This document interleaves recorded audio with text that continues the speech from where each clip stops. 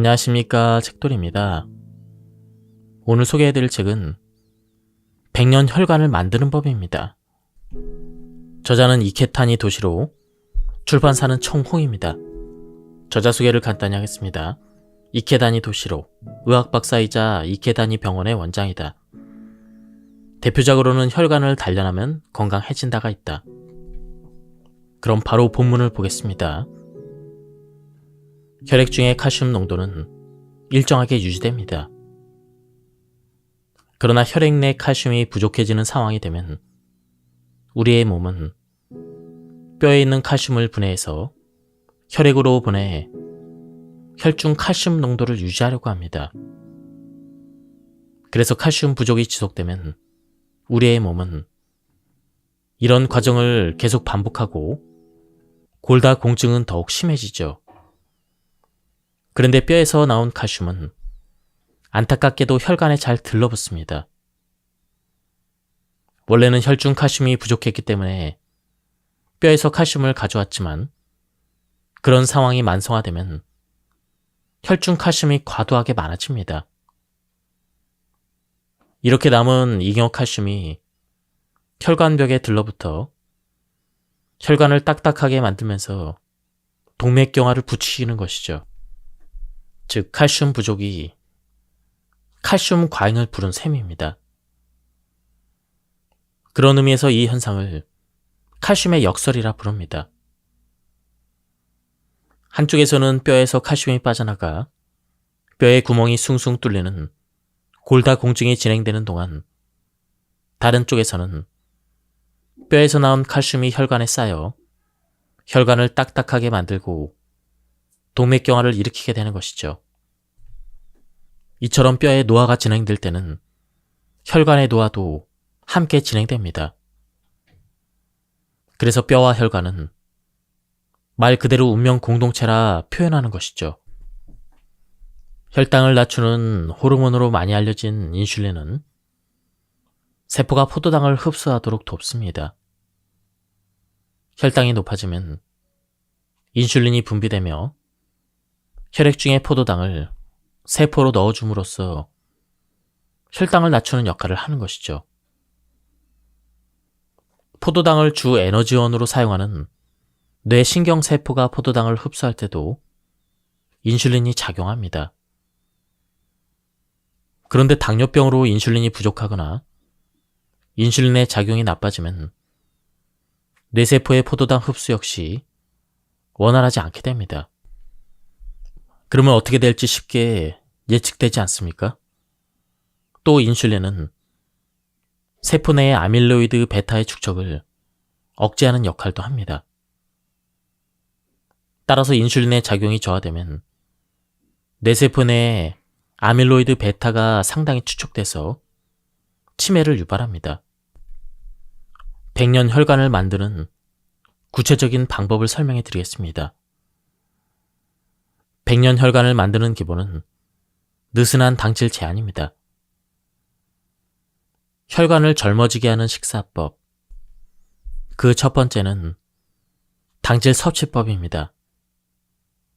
당질, 즉 밥이나 빵, 면, 감자, 과자나 사탕 등은 먹으면 체내에서 모두 포도당으로 분해되어 혈당을 높입니다.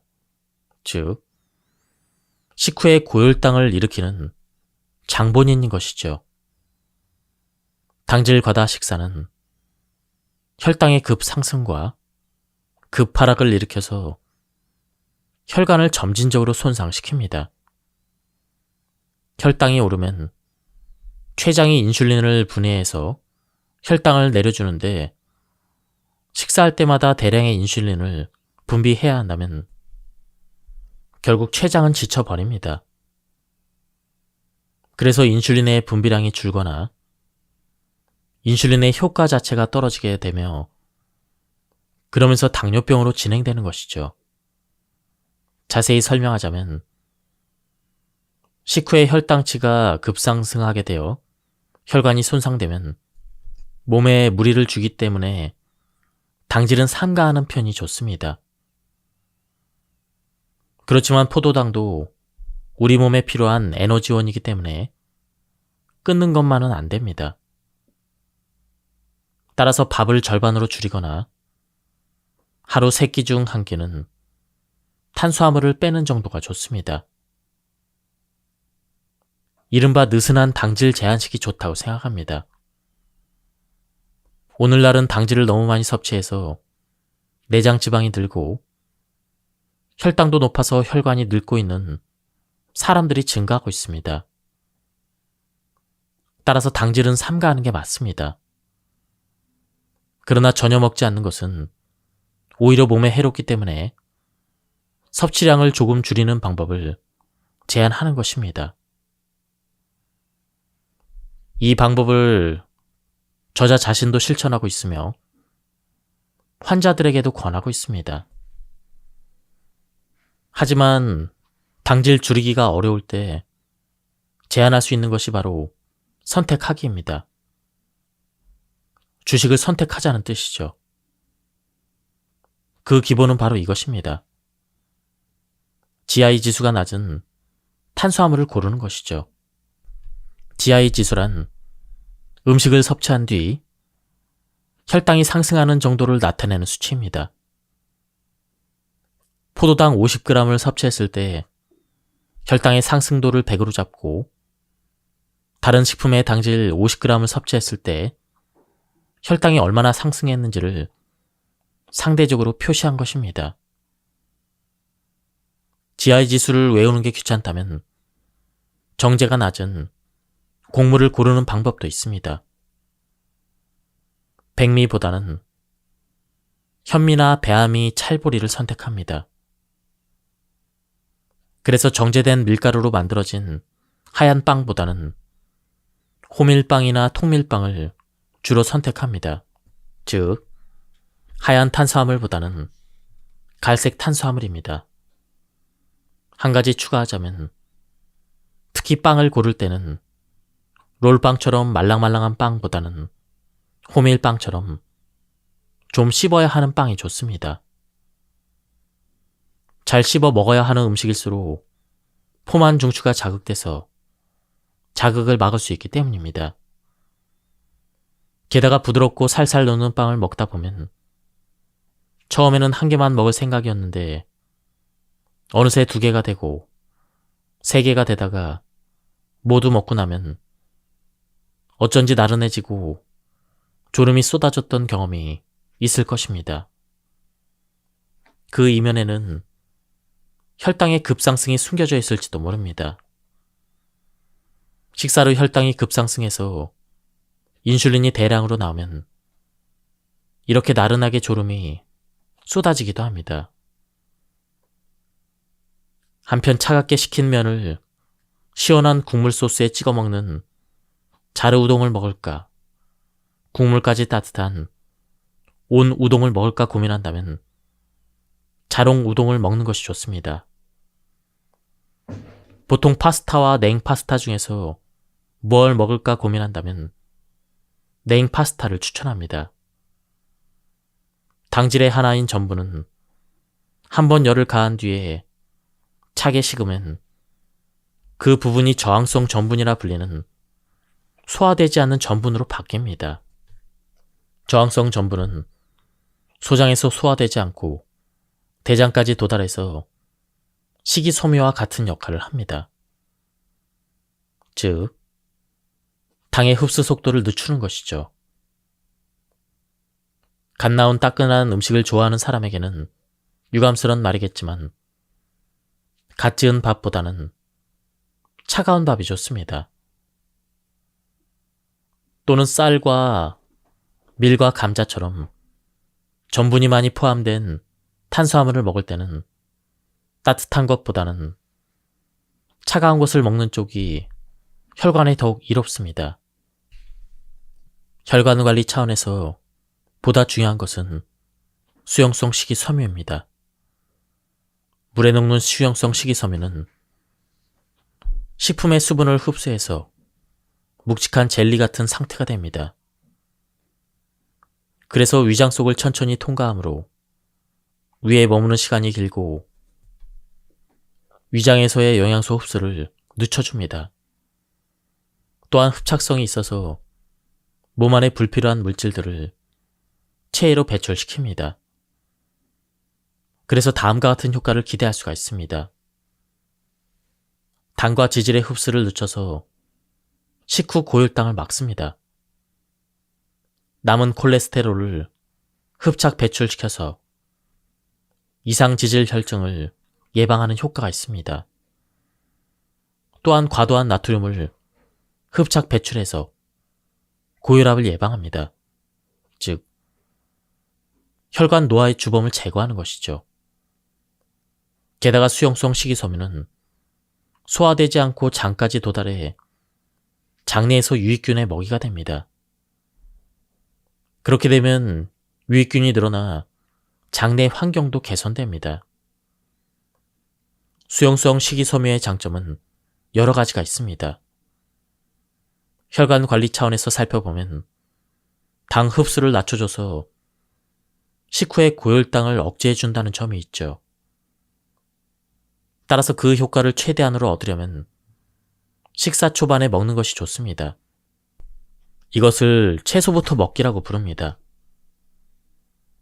수용성 식이섬유가 풍부한 음식은 오크라, 참마, 팽이버섯, 낫또 같은 다소 끈적끈적한 식품, 다시마, 미역 같은 해조류, 양파와 마늘, 우엉, 아보카도, 당을 양배추 등의 채소, 숙성된 키위, 사과나 귤 등의 잘 익은 과일, 말린 무화과 등입니다.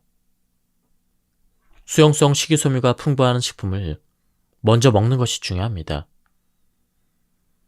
따라서 채소나 샐러드 또는 채소를 듬뿍 넣고 끓인 국이 아니어도 오크라만 넣은 된장국이나 낫또, 미역국도 괜찮습니다.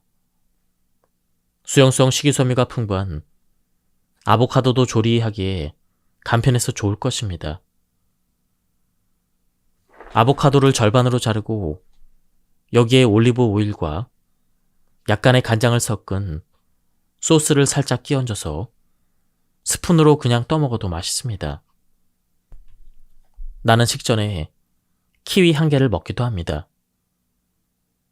배가 고프면 자신도 모르게 밥이나 빵 같은 탄수화물부터 먹고 싶어질 텐데 그럴수록 일단 꾹 참아야 합니다.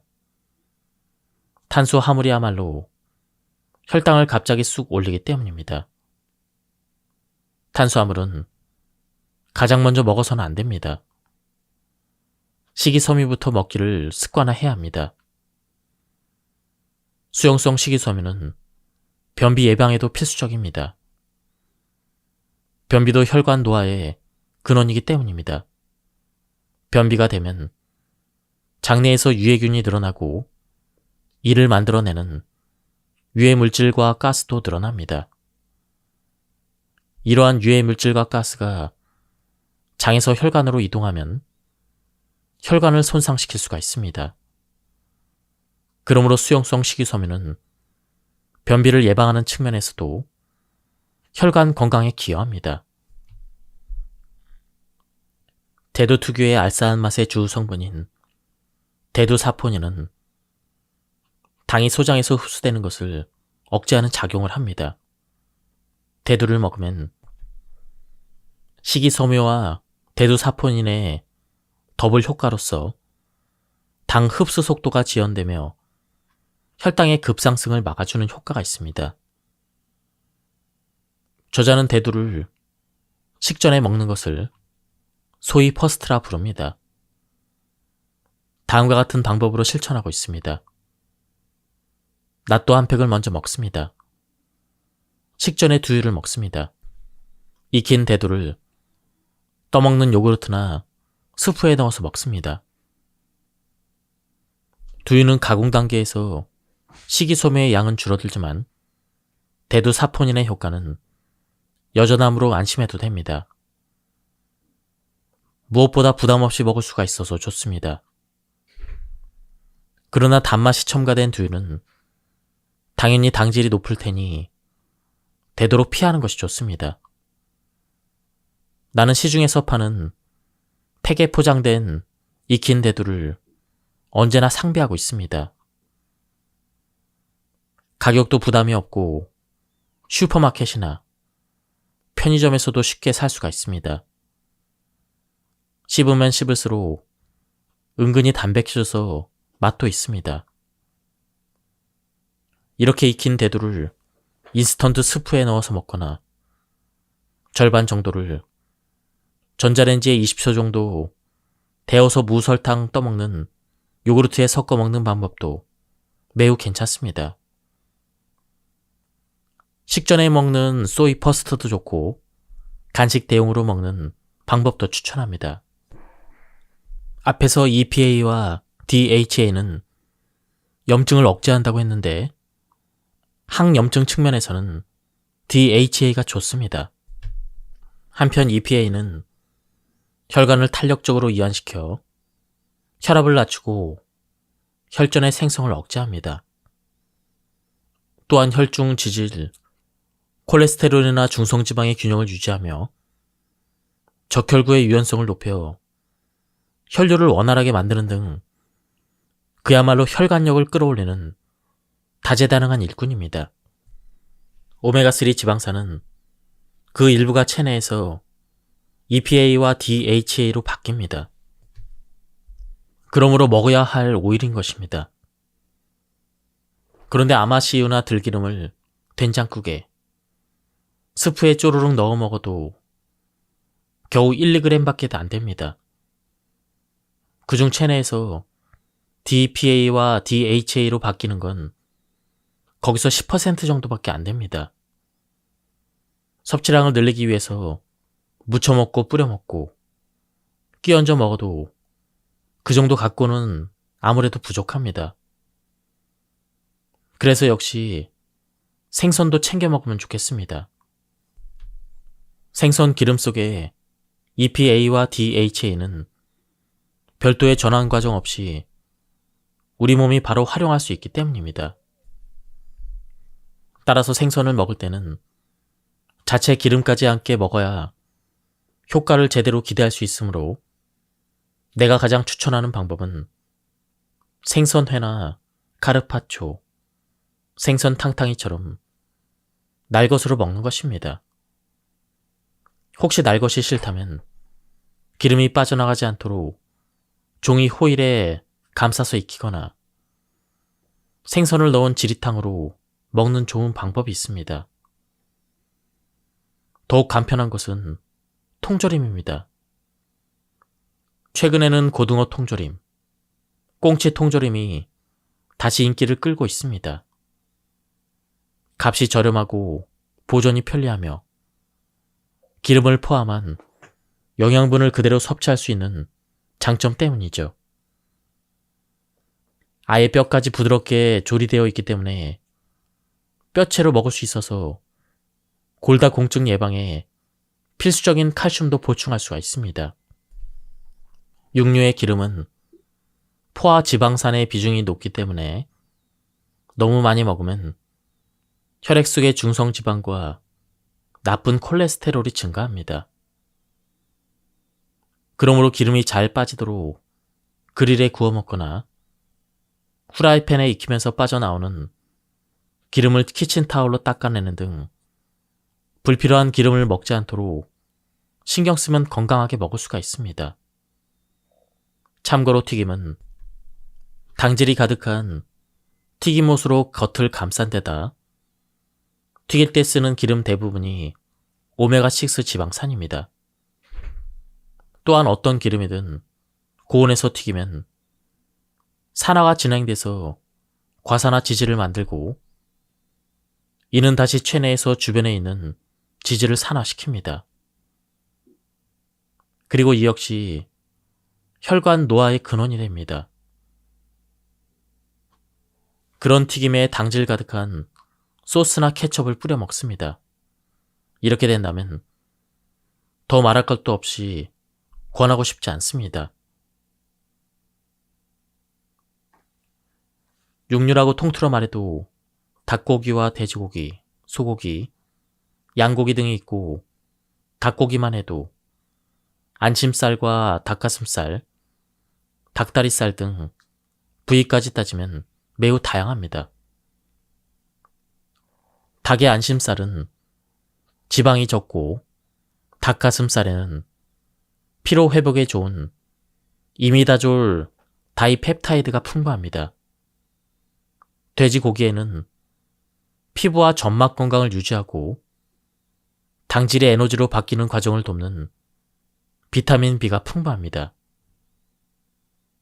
이렇게 고기마다 다양한 장점이 있으니 특정 고기만 먹기보다는 다양한 고기를 매일같이 바꿔가며 먹는 편이 영양면에서도 치우치지 않을 것입니다. 하지만 가공육은 줄이는 편이 좋습니다. 가공육은 염장이나 훈제 등 그 제조 과정에서 발암물질이 발생합니다. 식염은 염화 나트륨을 주성분으로 하므로 이것이 몸에 들어오면 혈중 나트륨 농도가 올라갑니다. 그런데 우리의 몸은 혈중 나트륨 농도를 일정하게 유지하려 하므로 짜게 먹어서 나트륨의 양이 많아지면 수분을 늘려 그 농도를 낮추려고 합니다. 즉, 혈액의 양이 늘어나는 것이죠. 혈액의 양이 늘어나면 혈액을 온몸으로 보내는 심장의 부담이 커질 뿐더러 혈관에 많은 양의 혈액이 흐르게 돼서 혈압도 오릅니다. 따라서 염분을 지나치게 많이 섭취하면 심장에도 혈관에도 직접적인 부담을 주는 것이죠. 의사가 염분을 줄이세요라고 왜 그렇게 강조하는지 이해가 됐을 것입니다. 내가 추천하는 방법은 반찬으로 나온 고기 요리를 샐러드에 올려서 함께 먹는 것입니다. 이렇게 하면 드레싱이 딱히 필요 없습니다. 그리고 가급적 저염이라 표시된 제품을 사용하거나 달걀 간장밥처럼 직접 음식에 넣어서 조리하기보다는 작은 접시에 담아 찍어 먹으면 몸으로 들어오는 양이 적어져서 저절로 염분 섭취를 줄일 수가 있습니다. 오늘 저녁에 회식이 잡혀 있다면 아침, 점심 식사를 조정합니다. 나는 아침은 대개 블랙커피와 집에서 만든 채소 주스, 익힌 대두나 익힌 검은콩, 콩 시리얼을 토핑한 떠먹는 요구르트를 메뉴로 해서 먹습니다. 집에서 만든 주스는 당근 1개 반, 사과 반 개, 레몬 반 개를 맷돌 방식으로 돌아가는 저속 착즙기로 내린 다음 아마씨유나 올리브유를 1티스푼 넣어서 마시는 걸 말합니다. 이 메뉴로 먹으면 점심 저녁 식사가 영양면으로 다소 한쪽으로 치우쳐도 부족하기 쉬운 식이섬유와 비타민, 미네랄, 피토케미컬, 단백질은 확보할 수가 있습니다. 이 메뉴를 보고 밥이나 빵 같은 탄수화물을 전혀 먹지 않네? 그럼 금세 배고파지는 거 아니야? 이렇게 생각하는 사람도 있을 텐데 오히려 그 반대입니다. 당질을 줄이면 식후에 혈당치가 급상승하지 않기 때문에 공복감을 덜 느낍니다. 공복은 혈당치가 급격하게 올랐다가 급격하게 뚝 떨어졌을 때 쉽게 느끼기 때문이죠. 요즘 저녁 술자리가 계속돼서 컨디션이 엉망이에요. 이렇게 말하면서 점심 식사로 라면과 만두를 잔뜩 먹는 분들은 이제 그런 습관을 돌아봅시다. 아침과 점심 식사를 신경 쓰면 하루치의 영양 균형은 충분히 맞출 수가 있습니다. 나는 샐러드에 고기류 제품을 토핑처럼 얹어서 먹는 방식을 자주 씁니다. 닭꼬치 말고 돼지고기 생강구이, 닭 숯불구이, 닭똥집 볶음도 괜찮습니다. 이런 메뉴의 중요 포인트는 확실한 단백질 섭취입니다. 이렇게 먹으면 위에 토핑처럼 올려진 고기 덕분에 드레싱을 생략할 수가 있습니다. 드레싱은 염분뿐만 아니라 당분과 지질도 상당히 많아서 듬뿍 뿌려 먹으면 기껏 건강을 생각해서 고른 샐러드도 무용지물이 되고 맙니다. 채소와 단백질 섭취만 생각하면 익힌 닭고기나 참치, 삶은 달걀 등이 아예 처음부터 들어있는 샐러드 제품을 골라도 되지만 이렇게 일부러 토핑거리를 골라서 추가해주면 음식의 양도 늘고 만족감까지 높아집니다. 저녁 회식이 있어서 아무래도 평소보다 많이 먹을 것 같을 땐 점심은 이 정도로 해서 가볍게 먹습니다. 요구르트는 무가당을 고르는 것이 좋습니다. 이때 만약 신맛이 부담스럽다면 당질이 낮은 과일을 토핑으로 얹어 먹으면 좋습니다. 신맛을 완화하는 데 도움이 될 것입니다. 내가 추천하는 과일은 키위입니다. 키위는 나트륨을 배출해주는 칼륨, 항산화 작용이 있는 비타민C, 혈관 관리에 빠질 수 없는 수용성 식이섬유가 풍부한 혈관에 좋은 과일입니다. 당질이 낮은 과일을 습관적으로 먹는 사람은 뇌졸중과 심근경색 같은 혈관 질병을 일으킬 위험이 낮습니다. 키위 외에도 딸기, 자몽, 사과 등도 당질이 낮은 과일입니다. 요구르트에 단맛을 추가하고 싶을 때는 이러한 당질이 낮은 과일로 약간의 단맛을 보충해야 합니다. 이 밖에도 익힌 검은콩 혹은 콩 시리얼을 먹어도 진짜 좋습니다. 짜증과 화, 스트레스가 많은 생활은 혈관에도 심장에도 직접적으로 부담을 준다는 사실을 기억해야 합니다. 나의 평온을 흔드는 불쾌한 상황이 일어나면 잠시 멈춰서 이렇게 생각해보면 어떨까요? 지금 화를 내고 있는 이 사람을 위해 내 혈관과 심장을 바칠 수 있는가? 이렇게 말이죠. 스트레스는 인간관계에서 가장 많이 발생하지 않을까 싶습니다. 그러나 상대방에 대해서 짜증을 내거나 스트레스가 쌓이는 것은 스스로 자기 혈관과 심장의 수명을 야금야금 깎아버리는 것과 같습니다. 이 사람이 당신의 중요한 심장과 혈관을 바칠 만한 그런 사람인가? 이에 대한 대답은 적어도 아니오일 것입니다.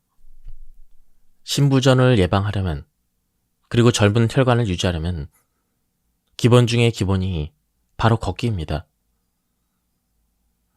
우선 하루 총 30분 워킹부터 시작합시다. 일일 전체 시간으로 따져서 30분이므로 이것을 10분의 3회로 나눠서 부분적으로 하거나 5분씩 6회처럼 짧게 나눠서 해도 됩니다. 예를 들면 집에서 역까지 걷기, 슈퍼마켓이나 편의점까지 걷기, 아파트나 사무실의 1층에서 3층까지 걸어 올라가기, 그도 안 된다면 방에서 화장실까지 걷기도 훌륭한 걷기 운동이 됩니다. 적어도 20분 이상 운동을 해야 비로소 지방이 연소된다는 얘기를 들은 사람도 있을 것입니다. 하지만 이 이야기는 잘못된 것이니 안심해도 됩니다. 운동을 시작한 순간부터 몸은 운동에 필요한 에너지를 만들기 위해 당과 지방을 사용합니다. 전체 운동 시간이 같다면 짧게 나눠서 하든 길게 하든 운동 에너지 차원에서 보면 거의 차이가 없습니다. 한편 짧은 시간에 좀 더 운동 효과를 높이고 싶을 때는 최대 심박수의 60에서 70% 정도의 심박수에 도달한 후에 유지하기 위해 운동하면 매우 효과적입니다. 자신의 최대 심박수는 220에서 자기 나이를 뺑값으로 생각하면 됩니다. 연령대별 운동 시의 효과적인 적정 심박수는 다음과 같습니다. 40세는 108에서 126, 50세는 102에서 119, 60세는 96에서 112, 70세는 90에서 105, 80세는 84에서 98입니다.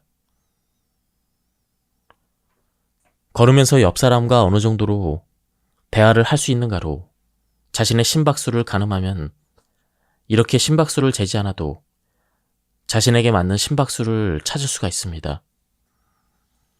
숨이 차서 헉헉거리고 말이 끊길 정도라면 심박수가 너무 올라가 있는 상태이고, 반대로 콧노래가 나올 정도로 여유롭다면 운동 강도가 약하다는 뜻입니다.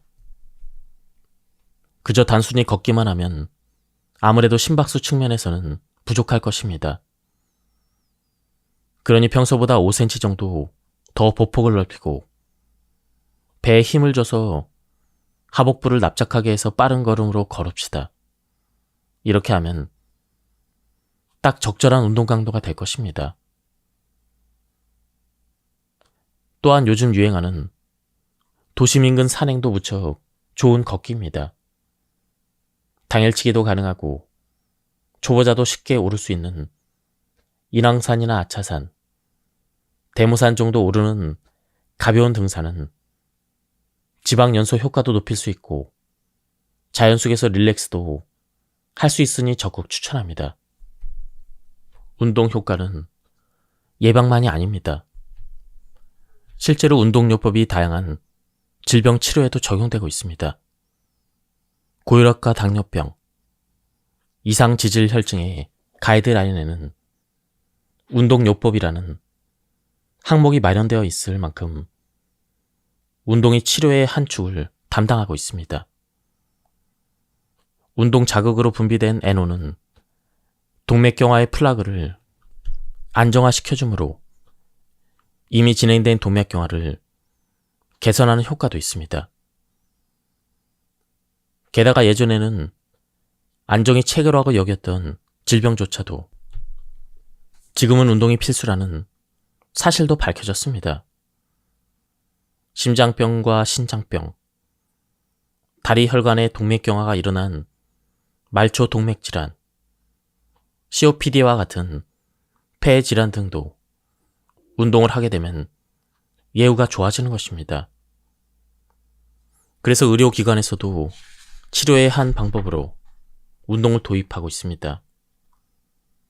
예를 들면 심근경색, 고혈압, 심장비대증 등 심장과 혈관의 질병 때문에 심장의 펌프 기능이 약해진 사람, 즉 신부전인 사람에게 예전 같으면 안정을 취하세요라는 말을 했었습니다. 그러나 지금은 신부전이 있어도 상태가 안정적이라면 운동을 하는 편이 오래 사는 데 도움을 준다는 사실이 밝혀졌습니다. 신부전이라는 이유로 심장을 되도록 사용하지 않고 아끼기보다는 과도한 부담을 피하면서 꾸준히 잘 사용하는 것이 더 중요합니다. 즉, 적당한 운동이 답입니다. 신부전인 사람은 안정기의 심박수가 건강한 사람보다 쉽게 높아지기 때문에 앞서 설명한 최대 심박수, 즉 220에서 자기 나이를 뺀 그 수의 60에서 70%라는 공식은 적용할 수 없습니다. 신부전인 사람에게도 걷기 운동이 치료에 도움이 될 수 있지만 어느 정도의 강도가 최적인지는 역시 사람마다 다릅니다.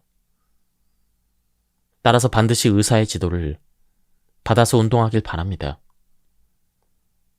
나도 심장병이나 신장병, 다리 관련 혈관병, 폐 질병 등을 갖고 있는 환자가 운동을 습관화했더니 증상이 가벼워지거나 생활하기가 훨씬 수월해지는 모습을 많이 목격했습니다.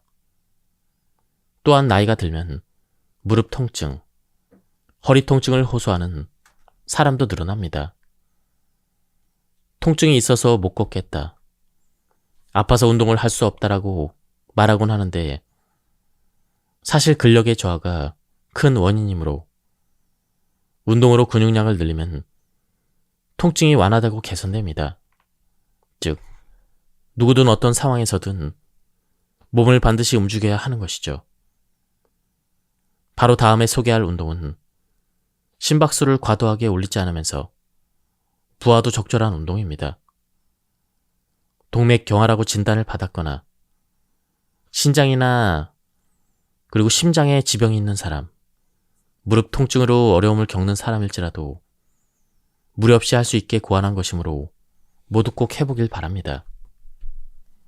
좀비 체조는 100년 혈관을 만드는데 가장 효과적인 운동입니다.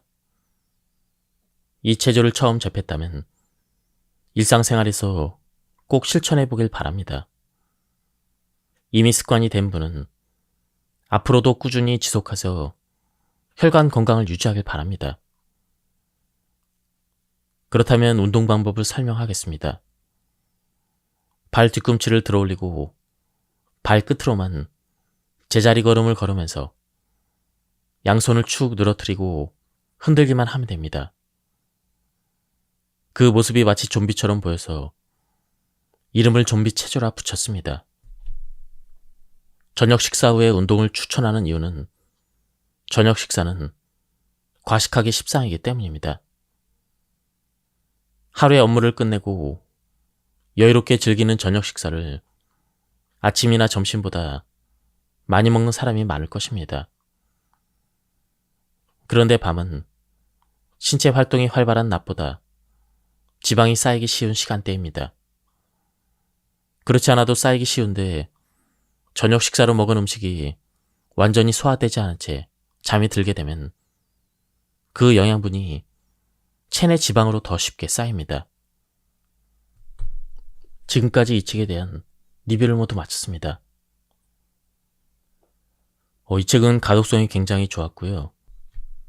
우리의 혈관 건강을 위해서 우리가 일상생활에서 쉽게 실천할 수 있는 아주 간단한 방법들이 나와서 굉장히 좋았습니다. 한번 책을 구해서 읽어보실 것을 추천드립니다. 여기서 리뷰를 마치도록 하겠습니다. 감사합니다. 안녕하십니까, 책돌이입니다.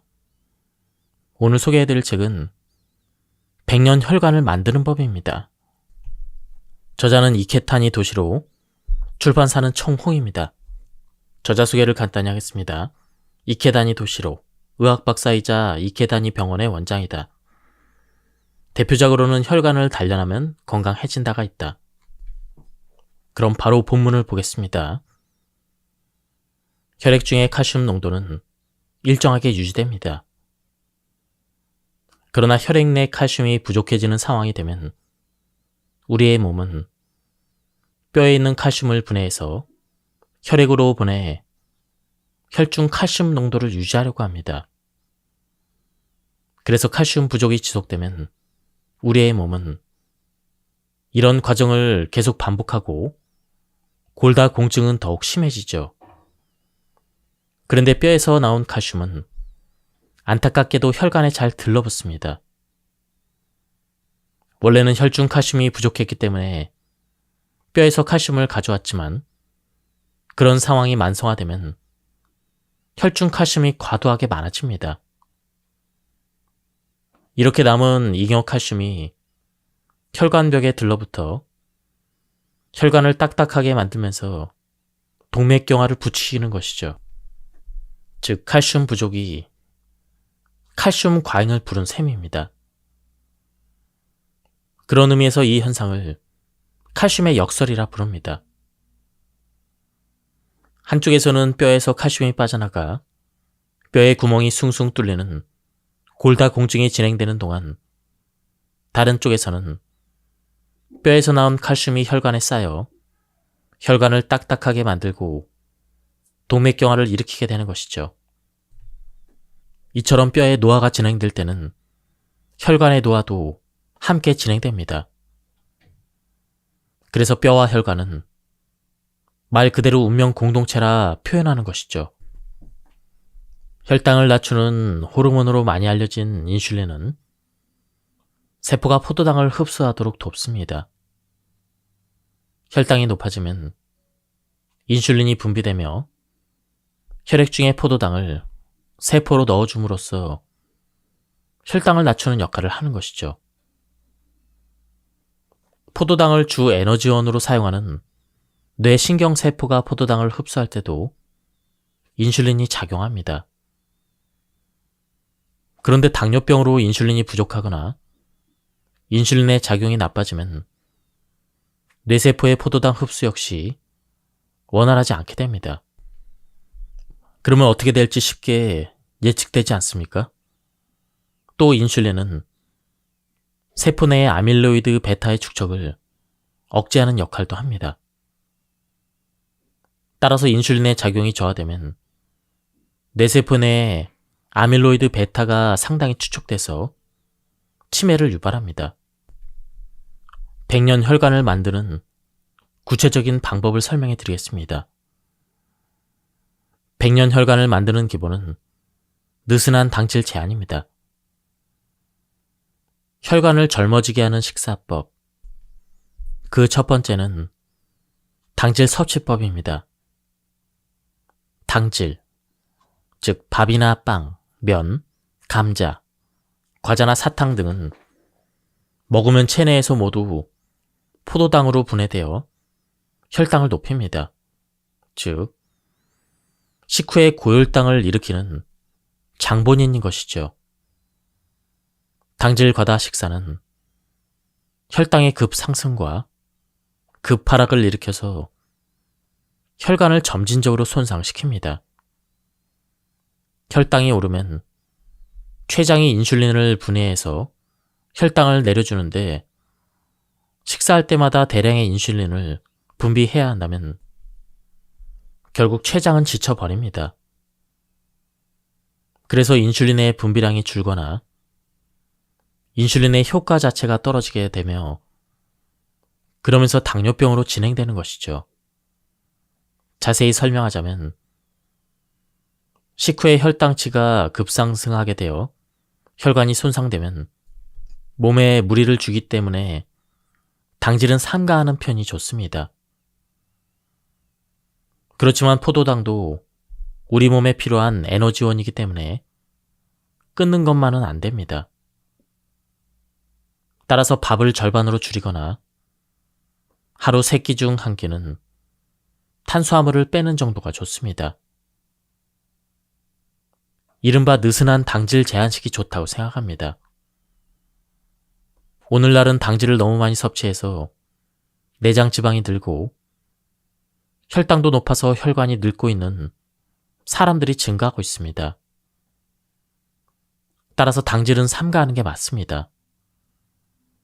그러나 전혀 먹지 않는 것은 오히려 몸에 해롭기 때문에 섭취량을 조금 줄이는 방법을 제안하는 것입니다. 이 방법을 저자 자신도 실천하고 있으며 환자들에게도 권하고 있습니다. 하지만 당질 줄이기가 어려울 때 제안할 수 있는 것이 바로 선택하기입니다. 주식을 선택하자는 뜻이죠. 그 기본은 바로 이것입니다. GI 지수가 낮은 탄수화물을 고르는 것이죠. GI 지수란 음식을 섭취한 뒤 혈당이 상승하는 정도를 나타내는 수치입니다. 포도당 50g을 섭취했을 때 혈당의 상승도를 100으로 잡고 다른 식품의 당질 50g을 섭취했을 때 혈당이 얼마나 상승했는지를 상대적으로 표시한 것입니다. GI 지수를 외우는 게 귀찮다면 정제가 낮은 곡물을 고르는 방법도 있습니다. 백미보다는 현미나 배아미, 찰보리를 선택합니다. 그래서 정제된 밀가루로 만들어진 하얀 빵보다는 호밀빵이나 통밀빵을 주로 선택합니다. 즉, 하얀 탄수화물보다는 갈색 탄수화물입니다. 한 가지 추가하자면 특히 빵을 고를 때는 롤빵처럼 말랑말랑한 빵보다는 호밀빵처럼 좀 씹어야 하는 빵이 좋습니다. 잘 씹어 먹어야 하는 음식일수록 포만 중추가 자극돼서 자극을 막을 수 있기 때문입니다. 게다가 부드럽고 살살 녹는 빵을 먹다 보면 처음에는 한 개만 먹을 생각이었는데 어느새 2개가 되고 3개가 되다가 모두 먹고 나면 어쩐지 나른해지고 졸음이 쏟아졌던 경험이 있을 것입니다. 그 이면에는 혈당의 급상승이 숨겨져 있을지도 모릅니다. 식사로 혈당이 급상승해서 인슐린이 대량으로 나오면 이렇게 나른하게 졸음이 쏟아지기도 합니다. 한편 차갑게 식힌 면을 시원한 국물 소스에 찍어 먹는 자르 우동을 먹을까, 국물까지 따뜻한 온 우동을 먹을까 고민한다면 자롱 우동을 먹는 것이 좋습니다. 보통 파스타와 냉 파스타 중에서 뭘 먹을까 고민한다면 냉 파스타를 추천합니다. 당질의 하나인 전분은 한번 열을 가한 뒤에 차게 식으면 그 부분이 저항성 전분이라 불리는 소화되지 않는 전분으로 바뀝니다. 저항성 전분은 소장에서 소화되지 않고 대장까지 도달해서 식이섬유와 같은 역할을 합니다. 즉, 당의 흡수 속도를 늦추는 것이죠. 갓 나온 따끈한 음식을 좋아하는 사람에게는 유감스러운 말이겠지만 갓 지은 밥보다는 차가운 밥이 좋습니다. 또는 쌀과 밀과 감자처럼 전분이 많이 포함된 탄수화물을 먹을 때는 따뜻한 것보다는 차가운 것을 먹는 쪽이 혈관에 더욱 이롭습니다. 혈관 관리 차원에서 보다 중요한 것은 수용성 식이섬유입니다.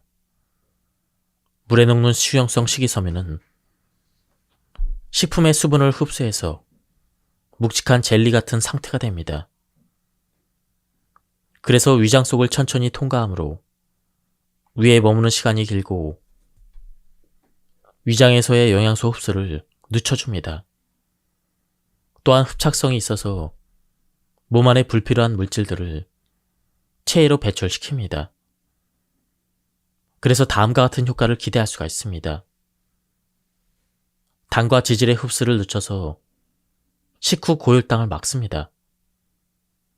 남은 콜레스테롤을 흡착 배출시켜서 이상 지질 혈증을 예방하는 효과가 있습니다.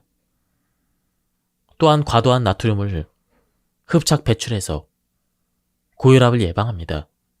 즉, 혈관 노화의 주범을 제거하는 것이죠. 게다가 수용성 식이섬유는 소화되지 않고 장까지 도달해 장내에서 유익균의 먹이가 됩니다. 그렇게 되면 유익균이 늘어나 장내 환경도 개선됩니다. 수용성 식이섬유의 장점은 여러 가지가 있습니다. 혈관 관리 차원에서 살펴보면 당 흡수를 낮춰줘서 식후에 고혈당을 억제해준다는 점이 있죠. 따라서 그 효과를 최대한으로 얻으려면 식사 초반에 먹는 것이 좋습니다. 이것을 채소부터 먹기라고 부릅니다.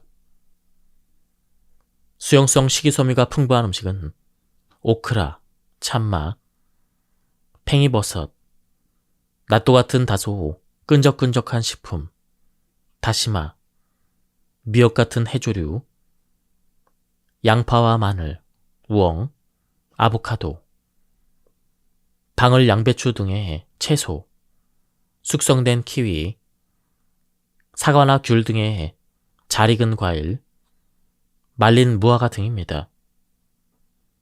수용성 식이섬유가 풍부한 식품을 먼저 먹는 것이 중요합니다. 따라서 채소나 샐러드 또는 채소를 듬뿍 넣고 끓인 국이 아니어도 오크라만 넣은 된장국이나 낫또, 미역국도 괜찮습니다. 수용성 식이섬유가 풍부한 아보카도도 조리하기에 간편해서 좋을 것입니다. 아보카도를 절반으로 자르고 여기에 올리브 오일과 약간의 간장을 섞은 소스를 살짝 끼얹어서 스푼으로 그냥 떠먹어도 맛있습니다. 나는 식전에 키위 한 개를 먹기도 합니다. 배가 고프면 자신도 모르게 밥이나 빵 같은 탄수화물부터 먹고 싶어질 텐데 그럴수록 일단 꾹 참아야 합니다. 탄수화물이야말로 혈당을 갑자기 쑥 올리기 때문입니다. 탄수화물은 가장 먼저 먹어서는 안 됩니다. 식이섬유부터 먹기를 습관화해야 합니다. 수용성 식이섬유는 변비 예방에도 필수적입니다. 변비도 혈관 노화의 근원이기 때문입니다. 변비가 되면 장내에서 유해균이 늘어나고 이를 만들어내는 유해물질과 가스도 늘어납니다. 이러한 유해물질과 가스가 장에서 혈관으로 이동하면 혈관을 손상시킬 수가 있습니다. 그러므로 수용성 식이섬유는 변비를 예방하는 측면에서도 혈관 건강에 기여합니다. 대두 특유의 알싸한 맛의 주 성분인 대두사포닌은 당이 소장에서 흡수되는 것을 억제하는 작용을 합니다. 대두를 먹으면 식이섬유와 대두사포닌의 더블 효과로서 당 흡수 속도가 지연되며 혈당의 급상승을 막아주는 효과가 있습니다. 저자는 대두를 식전에 먹는 것을 소위 퍼스트라 부릅니다. 다음과 같은 방법으로 실천하고 있습니다. 낫또 한 팩을 먼저 먹습니다. 식전에 두유를 먹습니다. 익힌 대두를 떠먹는 요구르트나 스프에 넣어서 먹습니다. 두유는 가공 단계에서 식이섬유의 양은 줄어들지만 대두 사포닌의 효과는 여전하므로 안심해도 됩니다. 무엇보다 부담 없이 먹을 수가 있어서 좋습니다. 그러나 단맛이 첨가된 두유는 당연히 당질이 높을 테니 되도록 피하는 것이 좋습니다. 나는 시중에서 파는 팩에 포장된 익힌 대두를 언제나 상비하고 있습니다. 가격도 부담이 없고 슈퍼마켓이나 편의점에서도 쉽게 살 수가 있습니다. 씹으면 씹을수록 은근히 담백해져서 맛도 있습니다. 이렇게 익힌 대두를 인스턴트 스프에 넣어서 먹거나 절반 정도를 전자레인지에 20초 정도 데워서 무설탕 떠먹는 요구르트에 섞어 먹는 방법도 매우 괜찮습니다. 식전에 먹는 소이 퍼스트도 좋고 간식 대용으로 먹는 방법도 추천합니다. 앞에서 EPA와 DHA는 염증을 억제한다고 했는데 항염증 측면에서는 DHA가 좋습니다. 한편 EPA는 혈관을 탄력적으로 이완시켜 혈압을 낮추고 혈전의 생성을 억제합니다. 또한 혈중 지질, 콜레스테롤이나 중성지방의 균형을 유지하며 적혈구의 유연성을 높여 혈류를 원활하게 만드는 등 그야말로 혈관력을 끌어올리는 다재다능한 일꾼입니다. 오메가3 지방산은 그 일부가 체내에서 EPA와 DHA로 바뀝니다. 그러므로 먹어야 할 오일인 것입니다. 그런데 아마씨유나 들기름을 된장국에 스프에 쪼르륵 넣어 먹어도 겨우 1~2g밖에 안 됩니다. 그중 체내에서 DPA와 DHA로 바뀌는 건 거기서 10% 정도밖에 안 됩니다. 섭취량을 늘리기 위해서 무쳐 먹고 뿌려 먹고 끼얹어 먹어도 그 정도 갖고는 아무래도 부족합니다. 그래서 역시 생선도 챙겨 먹으면 좋겠습니다. 생선 기름 속에 EPA와 DHA는 별도의 전환 과정 없이 우리 몸이 바로 활용할 수 있기 때문입니다. 따라서 생선을 먹을 때는 자체 기름까지 함께 먹어야 효과를 제대로 기대할 수 있으므로 내가 가장 추천하는 방법은 생선회나 카르파초, 생선 탕탕이처럼 날것으로 먹는 것입니다. 혹시 날것이 싫다면 기름이 빠져나가지 않도록 종이 호일에 감싸서 익히거나 생선을 넣은 지리탕으로 먹는 좋은 방법이 있습니다. 더욱 간편한 것은 통조림입니다. 최근에는 고등어 통조림, 꽁치 통조림이 다시 인기를 끌고 있습니다.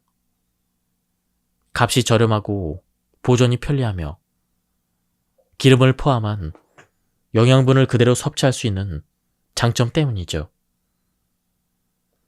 아예 뼈까지 부드럽게 조리되어 있기 때문에 뼈채로 먹을 수 있어서 골다공증 예방에 필수적인 칼슘도 보충할 수가 있습니다. 육류의 기름은 포화 지방산의 비중이 높기 때문에 너무 많이 먹으면 혈액 속의 중성지방과 나쁜 콜레스테롤이 증가합니다.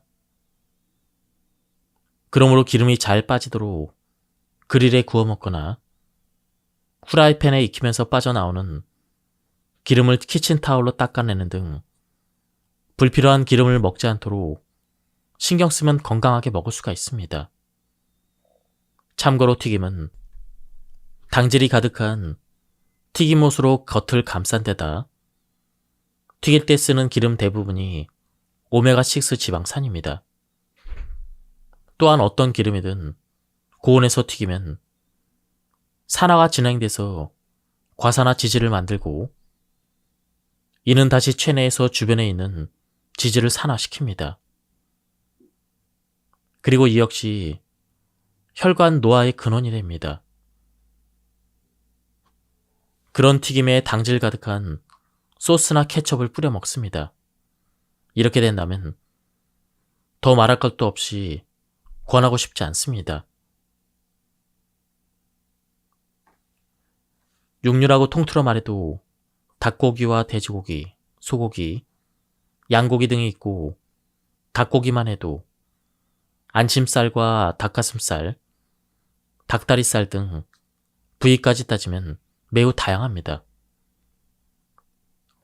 닭의 안심살은 지방이 적고 닭가슴살에는 피로 회복에 좋은 이미다졸 다이펩타이드가 풍부합니다.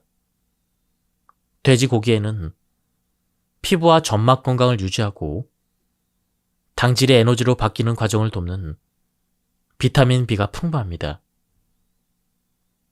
이렇게 고기마다 다양한 장점이 있으니 특정 고기만 먹기보다는 다양한 고기를 매일같이 바꿔가며 먹는 편이 영양면에서도 치우치지 않을 것입니다. 하지만 가공육은 줄이는 편이 좋습니다. 가공육은 염장이나 훈제 등 그 제조 과정에서 발암물질이 발생합니다. 식염은 염화 나트륨을 주성분으로 하므로 이것이 몸에 들어오면 혈중 나트륨 농도가 올라갑니다. 그런데 우리의 몸은 혈중 나트륨 농도를 일정하게 유지하려 하므로 짜게 먹어서 나트륨의 양이 많아지면 수분을 늘려 그 농도를 낮추려고 합니다. 즉, 혈액의 양이 늘어나는 것이죠. 혈액의 양이 늘어나면 혈액을 온몸으로 보내는 심장의 부담이 커질 뿐더러 혈관에 많은 양의 혈액이 흐르게 돼서 혈압도 오릅니다. 따라서 염분을 지나치게 많이 섭취하면 심장에도 혈관에도 직접적인 부담을 주는 것이죠.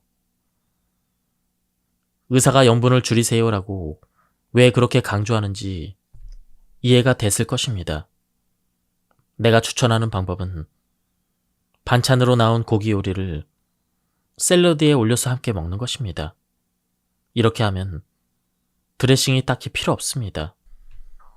그리고 가급적 저염이라 표시된 제품을 사용하거나 달걀 간장밥처럼 직접 음식에 넣어서 조리하기보다는 작은 접시에 담아 찍어 먹으면 몸으로 들어오는 양이 적어져서 저절로 염분 섭취를 줄일 수가 있습니다. 오늘 저녁에 회식이 잡혀 있다면 아침, 점심 식사를 조정합니다. 나는 아침은 대개 블랙커피와 집에서 만든 채소 주스, 익힌 대두나 익힌 검은콩, 콩 시리얼을 토핑한 떠먹는 요구르트를 메뉴로 해서 먹습니다. 집에서 만든 주스는 당근 1개 반, 사과 반 개, 레몬 반 개를 맷돌 방식으로 돌아가는 저속 착즙기로 내린 다음 아마씨유나 올리브유를 1티스푼 넣어서 마시는 걸 말합니다. 이 메뉴로 먹으면 점심 저녁 식사가 영양면으로 다소 한쪽으로 치우쳐도 부족하기 쉬운 식이섬유와 비타민, 미네랄, 피토케미컬, 단백질은 확보할 수가 있습니다. 이 메뉴를 보고 밥이나 빵 같은 탄수화물을 전혀 먹지 않네? 그럼 금세 배고파지는 거 아니야? 이렇게 생각하는 사람도 있을 텐데 오히려 그 반대입니다.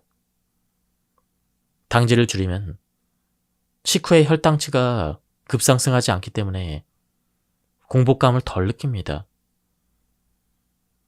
공복은 혈당치가 급격하게 올랐다가 급격하게 뚝 떨어졌을 때 쉽게 느끼기 때문이죠. 요즘 저녁 술자리가 계속돼서 컨디션이 엉망이에요. 이렇게 말하면서 점심 식사로 라면과 만두를 잔뜩 먹는 분들은 이제 그런 습관을 돌아봅시다. 아침과 점심 식사를 신경 쓰면 하루치의 영양 균형은 충분히 맞출 수가 있습니다.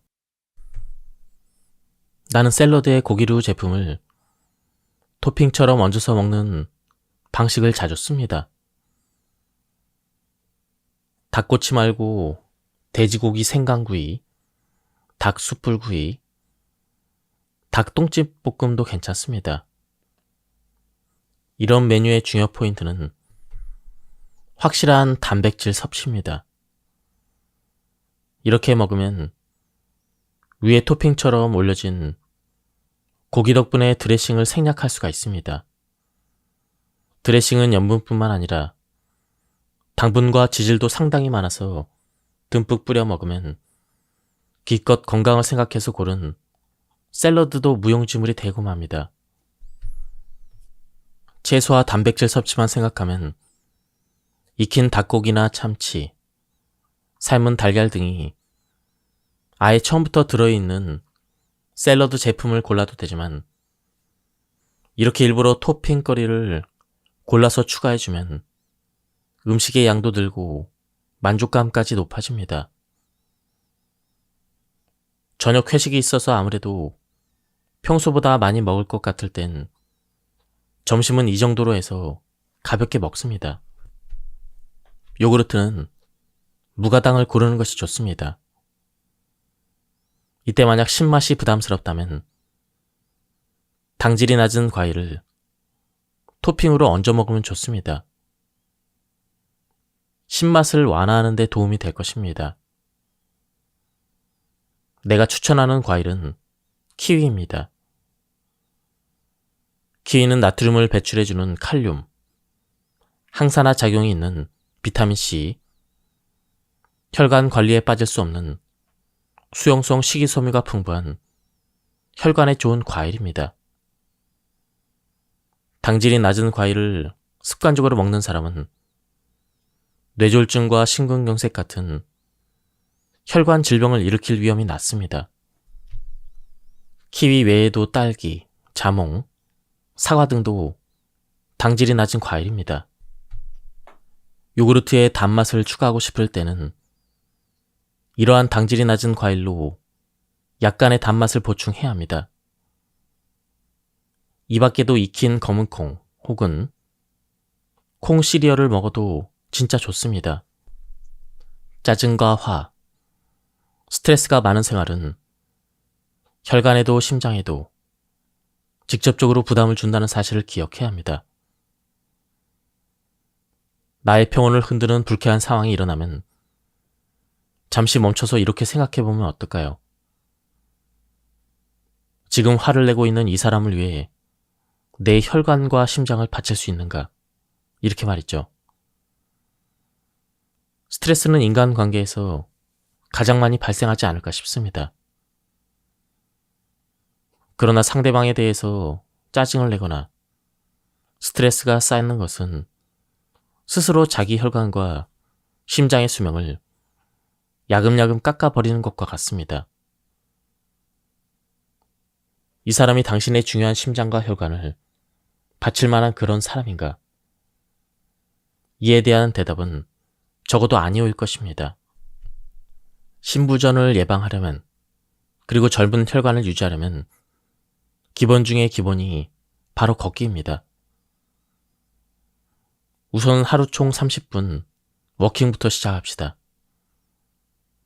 일을 전체 시간으로 따져서 30분이므로 이것을 10분의 3회로 나눠서 부분적으로 하거나 5분씩 6회처럼 짧게 나눠서 해도 됩니다. 예를 들면 집에서 역까지 걷기, 슈퍼마켓이나 편의점까지 걷기, 아파트나 사무실의 1층에서 3층까지 걸어 올라가기, 그도 안 된다면 방에서 화장실까지 걷기도 훌륭한 걷기 운동이 됩니다. 적어도 20분 이상 운동을 해야 비로소 지방이 연소된다는 얘기를 들은 사람도 있을 것입니다. 하지만 이 이야기는 잘못된 것이니 안심해도 됩니다. 운동을 시작한 순간부터 몸은 운동에 필요한 에너지를 만들기 위해 당과 지방을 사용합니다. 전체 운동 시간이 같다면 짧게 나눠서 하든 길게 하든 운동 에너지 차원에서 보면 거의 차이가 없습니다. 한편 짧은 시간에 좀 더 운동 효과를 높이고 싶을 때는 최대 심박수의 60에서 70% 정도의 심박수에 도달한 후에 유지하기 위해 운동하면 매우 효과적입니다. 자신의 최대 심박수는 220에서 자기 나이를 뺑값으로 생각하면 됩니다. 연령대별 운동 시의 효과적인 적정 심박수는 다음과 같습니다. 40세는 108에서 126, 50세는 102에서 119, 60세는 96에서 112, 70세는 90에서 105, 80세는 84에서 98입니다. 걸으면서 옆 사람과 어느 정도로 대화를 할 수 있는가로 자신의 심박수를 가늠하면 이렇게 심박수를 재지 않아도 자신에게 맞는 심박수를 찾을 수가 있습니다. 숨이 차서 헉헉거리고 말이 끊길 정도라면 심박수가 너무 올라가 있는 상태이고, 반대로 콧노래가 나올 정도로 여유롭다면 운동 강도가 약하다는 뜻입니다. 그저 단순히 걷기만 하면 아무래도 심박수 측면에서는 부족할 것입니다. 그러니 평소보다 5cm 정도 더 보폭을 넓히고 배에 힘을 줘서 하복부를 납작하게 해서 빠른 걸음으로 걸읍시다. 이렇게 하면 딱 적절한 운동 강도가 될 것입니다. 또한 요즘 유행하는 도심 인근 산행도 무척 좋은 걷기입니다. 당일치기도 가능하고 초보자도 쉽게 오를 수 있는 인왕산이나 아차산, 대모산 정도 오르는 가벼운 등산은 지방 연소 효과도 높일 수 있고 자연 속에서 릴렉스도 할 수 있으니 적극 추천합니다. 운동 효과는 예방만이 아닙니다. 실제로 운동요법이 다양한 질병 치료에도 적용되고 있습니다. 고혈압과 당뇨병, 이상지질혈증의 가이드라인에는 운동요법이라는 항목이 마련되어 있을 만큼 운동이 치료의 한 축을 담당하고 있습니다. 운동 자극으로 분비된 NO는 동맥경화의 플라그를 안정화시켜주므로 이미 진행된 동맥경화를 개선하는 효과도 있습니다. 게다가 예전에는 안정이 체계라고 여겼던 질병조차도 지금은 운동이 필수라는 사실도 밝혀졌습니다. 심장병과 신장병, 다리 혈관의 동맥경화가 일어난 말초 동맥질환, COPD와 같은 폐 질환 등도 운동을 하게 되면 예후가 좋아지는 것입니다. 그래서 의료기관에서도 치료의 한 방법으로 운동을 도입하고 있습니다.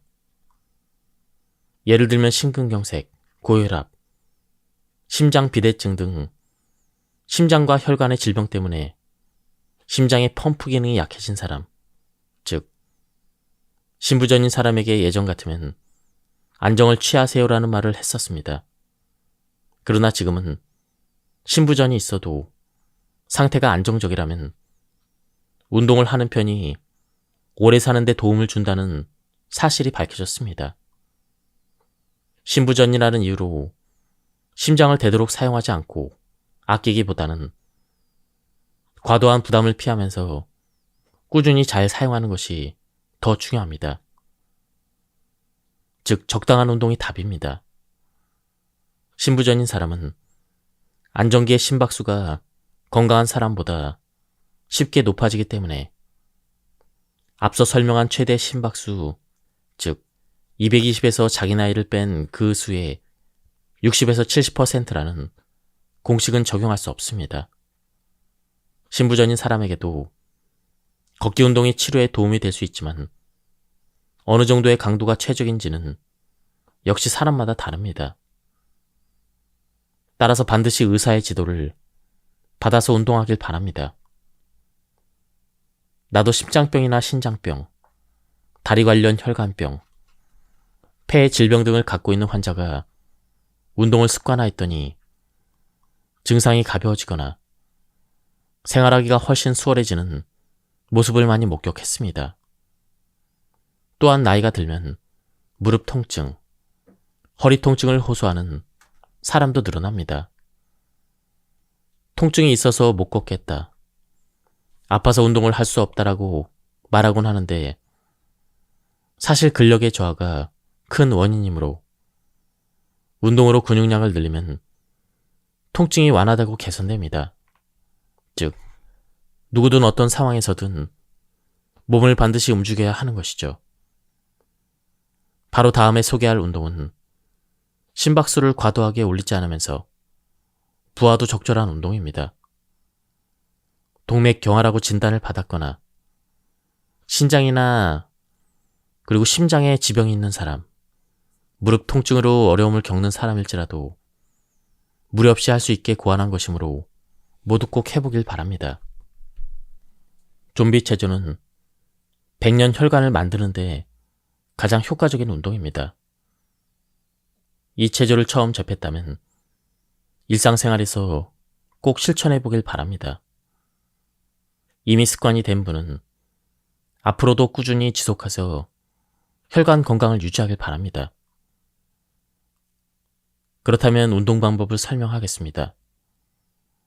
발 뒤꿈치를 들어올리고 발끝으로만 제자리 걸음을 걸으면서 양손을 축 늘어뜨리고 흔들기만 하면 됩니다. 그 모습이 마치 좀비처럼 보여서 이름을 좀비 체조라 붙였습니다. 저녁 식사 후에 운동을 추천하는 이유는 저녁 식사는 과식하기 십상이기 때문입니다.